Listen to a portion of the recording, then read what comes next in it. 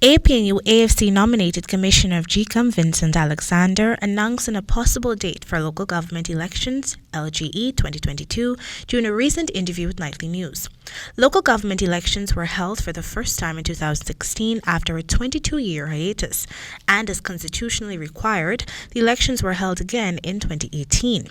However, while a similar exercise was expected in 2021, it was postponed due to a number of internal issues within the Guyana Elections Commission, including the termination of the then Chief Elections Officer, Keith Lowenfield. The official postponement was announced in December 2021 via a gazetted order signed by the Minister of Local Government and Regional Development, Nigel Darmlal, in keeping with the Local Authorities Elections Act. Despite this, Alexander is of the belief that the postponement of elections last year was done unconstitutionally. Elections have not been held by the due date last year, November, December, and there's been no action by the government to do what is proper, and that's to go to the Parliament and ask for a postponement.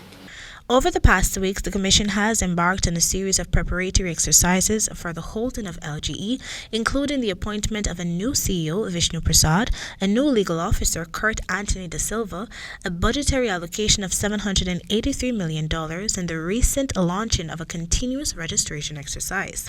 To this end, Alexander weighed in on the ongoing continuous registration exercise, which he is adamant he does not support. The issue is not merely continuous registration. The issue is that we're going to be building on a list which is already a list that is subject to manipulation. There are those who have argued that GECOM has robust mechanisms to ensure that the list is not manipulated. That's a theoretical postulation because the records have already shown that the list has been manipulated. A decision was taken by GECOM during its weekly statutory meeting on March 1 to commence continuous registration in anticipation of hosting local government elections, and according to reports, it was the chair, retired Justice Claudette Singh, who cast the deciding vote since it was not supported by the opposition commissioners. It has been the long-standing argument of the opposition that the present voters list is bloated and flawed. To this end, a number of calls were made by the leader of the People's National Congress to Reform, Aubrey Norton, for a new voters list. While house-to-house registration had commenced in July 2019, that process was halted to allow for the preparation of regional and general elections in 2020.